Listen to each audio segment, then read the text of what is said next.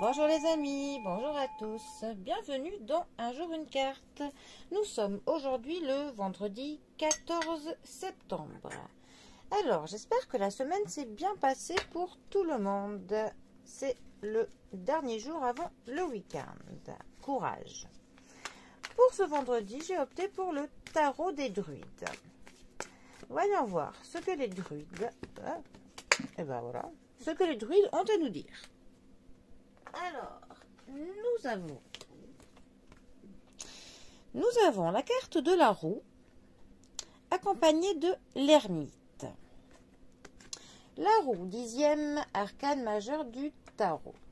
La roue nous parle de mouvement, nous parle de changement, nous parle de notre vie, tout simplement, de ses hauts et de ses bas.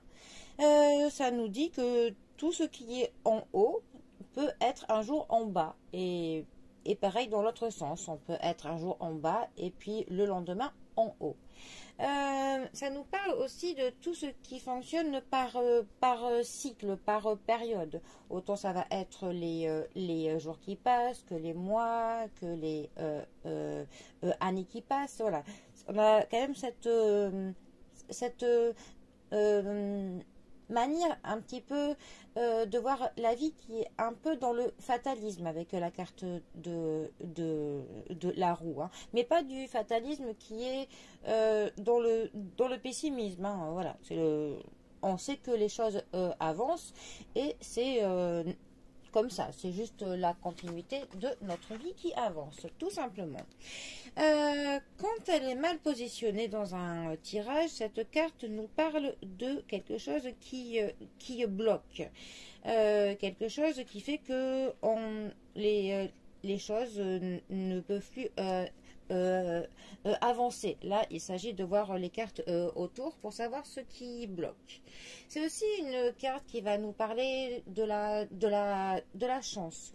On peut avoir des opportunités, hein, qui vont se présenter. Ça peut aussi nous parler du timing, des synchronicités, hein, qui pour le coup, il est bon de tenter de les voir, hein, de les repérer. Ça peut aussi nous parler de choses qui se refont, qui se répéteront plusieurs fois, jusqu'à que l'on comprenne pourquoi, et afin que, pour le coup, que ce cycle que ce schéma répétitif ne se fasse plus. Là c'est pareil, dans un tirage, il faut voir les cartes autour.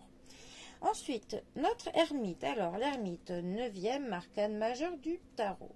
Alors, il va nous parler de discrétion, du fait de détachement, hein, du fait de se mettre un petit peu en pause, de se retirer un petit peu du tumulte du quotidien.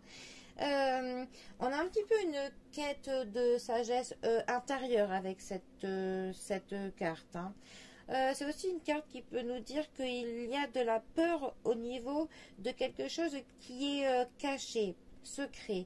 Une peur que l'on révèle un secret. Ça peut aussi nous parler du désir d'être seul, hein. Et aussi de cette quête de la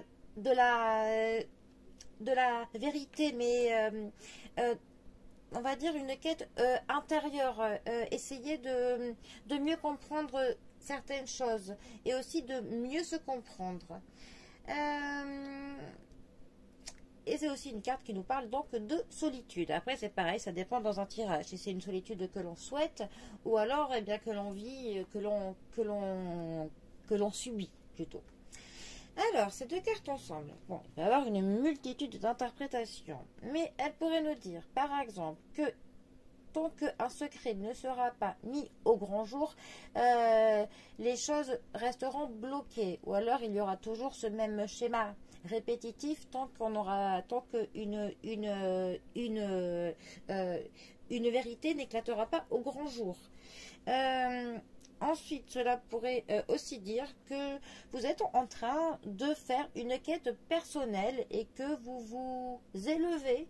En fait, il y a de l'avancement dans votre route spirituelle.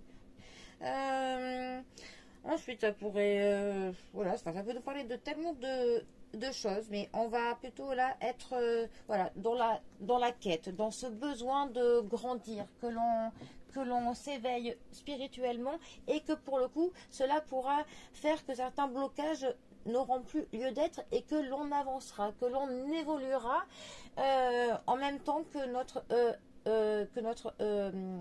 notre cheminement spirituel pourra se faire. Et quand même peut-être garder cette notion-là qu'il faut que des vérités soient mises au grand jour aussi, histoire que des leviers se lèvent et que les choses puissent avancer d'une manière plus sereine. Bon.